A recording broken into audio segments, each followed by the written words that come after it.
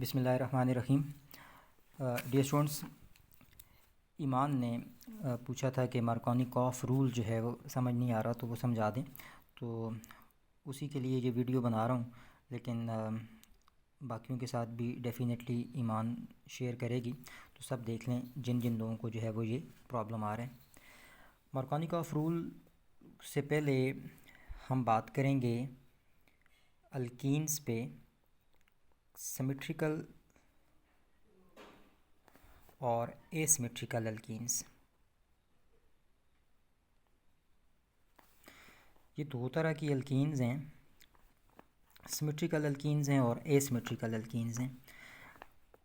Dear students, अगर एक ऐसी अल्कीन है जिसमें डबल बॉन्ड वाले कार्बन्स के साथ नंबर ऑफ़ हाइड्रोजन्स इक्वल हैं, तो वो सिमेट्रिकल अल्कीन है।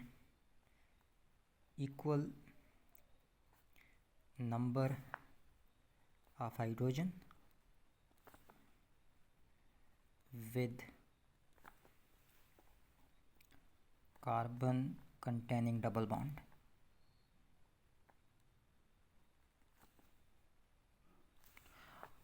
और अगर नंबर ऑफ हाइड्रोजन जो है वो अनइक्वल है, unequal of hydrogen with carbon containing double bond, तो फिर ये हमारे पास क्या हो जाएंगी, एसिमेट्रिकल अल्कीन। फॉर एग्ज़ाम्पल, अगर हमारे पास है जी, let's say CH3 CH double bond CH and single bond CH3, this is 2 butene. आप देख सकते हैं कि ये आपके पास डबल बॉन्ड वाले कार्बन हैं और इनके साथ नंबर ऑफ़ हाइड्रोजन जो अटैच्ड हैं वो इक्वल है, तो ये अल्कीन क्या हो जाएगी, सिमेट्रिकल। बट अगर आप ये वाली अल्कीन ले लें, CH2 double bond CH single bond CH2 and single bond CH3, this is 1 butene.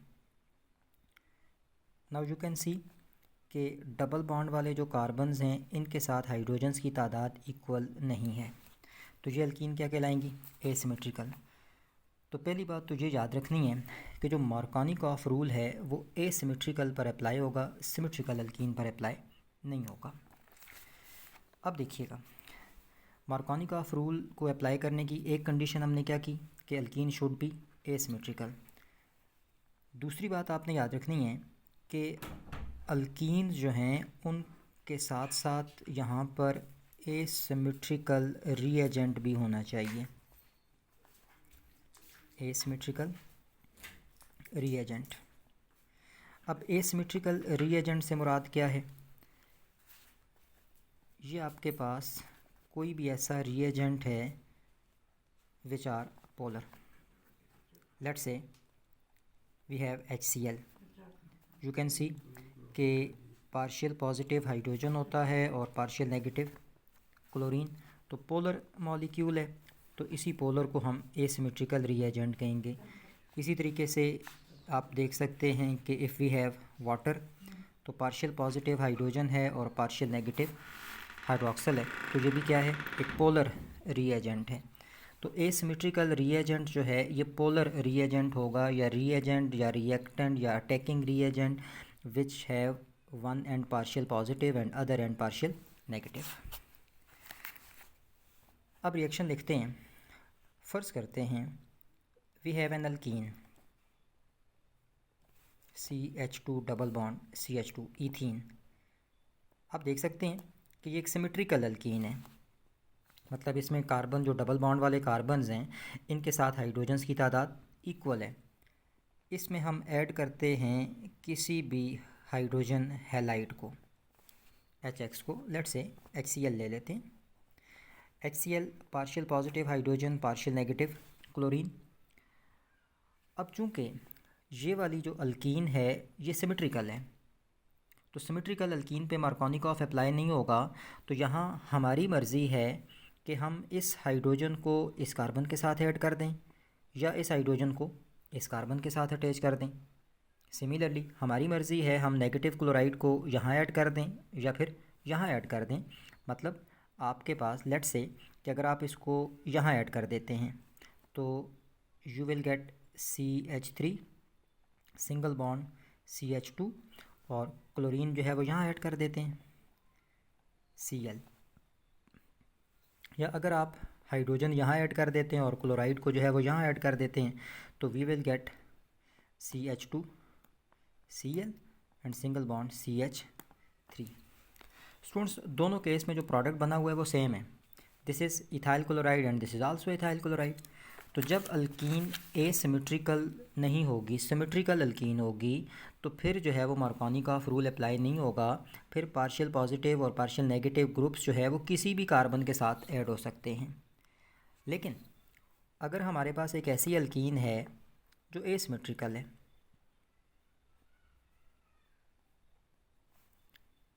ये है जी प्रोपीन, एसिमेट्रिकल अल्कीन है। अब इसमें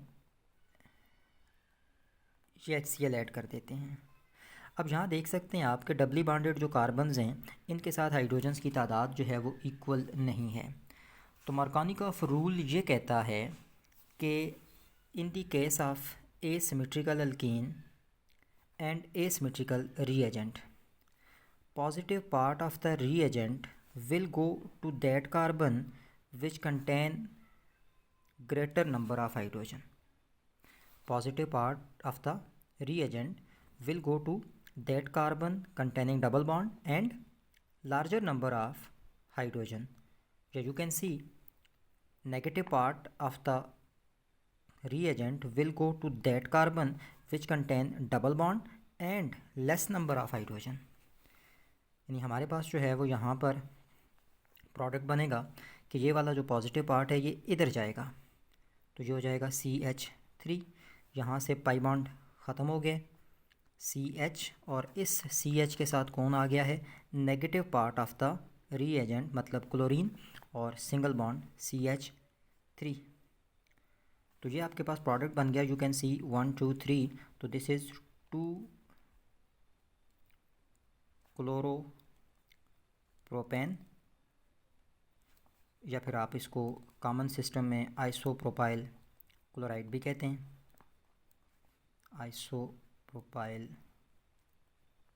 क्लोराइड। तो ये आपके पास मार्कोनिकॉफ रूल के मुताबिक ये वाला प्रोडक्ट बनेगा।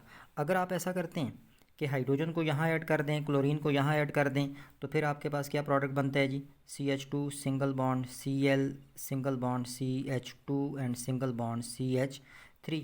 This is 1 chloropropane, 1 chloropropane. अब ये वाला जो प्रोडक्ट आपके पास बनेगा ये नॉट पॉसिबल, ये पॉसिबल नहीं है। क्यों? क्योंकि इसने मार्कोनिकॉफ रूल इस पर अप्लाई नहीं हुआ। I repeat, according to Markovnikov rule, when asymmetrical reagent is added to asymmetrical alkene, then positive part of the reagent will go to that carbon which contain double bond as well as greater number of hydrogen,